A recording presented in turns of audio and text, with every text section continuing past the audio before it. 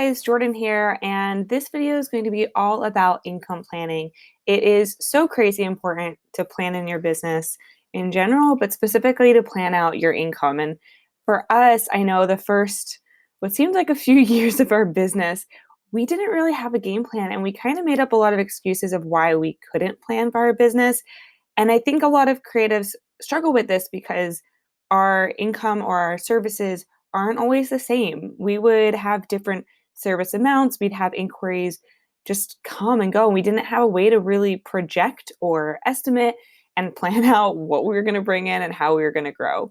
And it wasn't until we created this income planning template and really put it to use that we're able to take control of our business, our growth, and really be strategic of where we're spending our time, how do we want to grow, and what really makes the most sense, how to make business decisions on which services are most profitable for us, which ones we like doing the most, which ones we want to continue to invest and grow. So our goal today is to help you guys plan your own income goals. And I'm going to walk you through our income planning template that we created, but this is an exercise that you can do on your own. You don't need our template. We're happy to share it though if you do want to download that and use it for free. But this is just going to be a little overview video of the steps that we took to help plan our income and that I think will be really helpful for you. So this first page of the spreadsheet is just a little intro to help you, to give you some directions before we dive in. So the first thing that you need to do is get all of your credit card statements, your bank statements, anything that is going to help you figure out the actual costs of running your business. So you don't need your personal expenses here, just your business bank accounts and credit cards if you have them.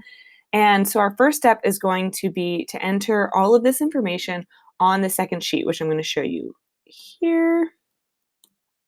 So second sheet's called expenses and revenue. And you'll notice here, you can change these expenses to whatever yours are. I just wrote a few examples. And you'll want to figure out the cost per month and per year. So if it's a yearly cost, just enter that right into the yearly column. If it's a monthly cost, it'll calculate that for you, as you can see with Gmail. So I know Zapier, for example, we pay $20 a month. So that is going to populate to that. I think Spotify is, $9.99 a month. Dropbox, I think, is also $9.99 a month. Calendly is $15 a month. Drip is $122, I believe now. So you can see, I think we pay $97. So all this here, you can see it'll start to add up what your expenses are and what it costs you to run your business in a year. So take some time, go through all your expenses, figure out if you can, the best that you can, what your general operating expenses are. If you can't totally figure out if your outsourcing shifts a little and varies, try to average it out. This is just to give you an idea. It doesn't need to be 100% exact, but obviously the more that you can, add in here, the better, and the more that specific that you can get. And of course, you can always come back here later in the year and add on, if you took a new course or went to a new conference or something that you didn't originally think you'd have, add that into your operating expenses, but hopefully you're budgeting out and planning out how much money you have for all of this. Once you are done with your operating expenses, we're going to move on to step 2, which I will show you here.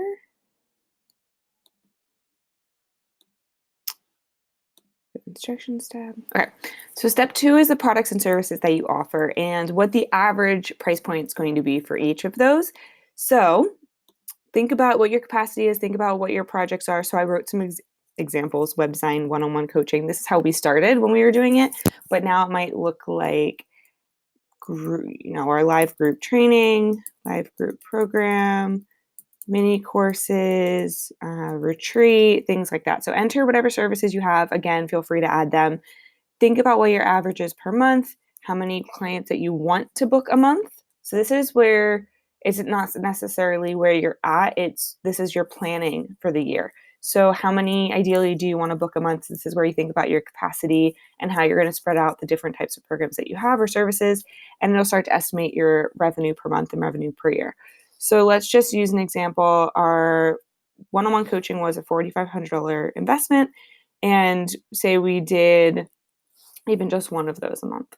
The live group program we do twice a year. It's $2,000 a person. And so this is going to be a little different. You might change this to projects, revenue a month or revenue a year. For us, we'd have to figure out how to spread that out. So I'm going to pause on that for a second because it's not monthly. We only do it twice a year. Let's just say for mini courses, the average is $500 a course, and we want to sell 10 of those a month. So you'll see over the year that would give us $60,000. And so you can kind of go through a monthly project. Again, you might need to change the projects a month to if it's a specific one-time launch or something like that. Customize it to you. This is just to give you a generic idea of how much you make and what it costs to run your business. So on to the next step, we want to start planning what your income goals are. So all of your operating expenses that we did in the first or the second tab, but the first step, are going to be pulled in automatically. And then you can start to estimate what your salary is going to be, which is actually what you're going to take home. So not the revenue of your business, but what you want to pay yourself, whether it's owner's draw or an actual salary if you're S Corp, and any kind of giving, debt payoff, savings, taxes, all of that fun stuff. So if you go over to the third tab, the income goals, here is where we start to plan that out. So you'll see the operating expenses got pulled in automatically. You do not want to touch, if you're using our spreadsheet, you don't want to touch revenue needed. It's going to be populated on its own. But let's just say that we actually want to take home $60,000 a year. And taxes, let's just say we're going to estimate, what do we have estimated here? 114. So we'll just be generous and say we want to have, I don't know, we'll just do 10% or 30%, whatever it's going to be, but I'm just going to write $15,000 as an example. So if our salary, so let's just say we're going to do 6,000, 10% giving, say we want to pay off $10,000 and we want to save $10,000.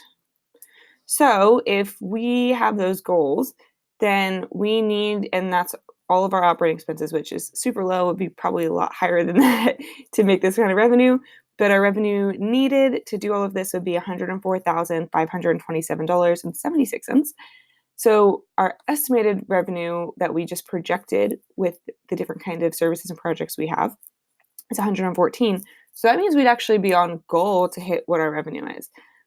When we did this the first time, we had a big red number here, and that's because we had a ton of expenses. So A, not only does this help you plan, but it really helps you to think about what you're spending money on, what it costs you to run your business. And then B, it helps you think about where are my income coming from. So let's just say that this number was a lot higher. We might look at this and say, wow, if we do a live program twice a year, that's a way more profitable thing for us than web design. And you can kind of look at how much revenue things are generating. You can also just duplicate this box and do like a low end track estimate and a high end. So that's how we did it at first. Okay, these are our realistic goals. So how many realistically do we think right now that we can book a month?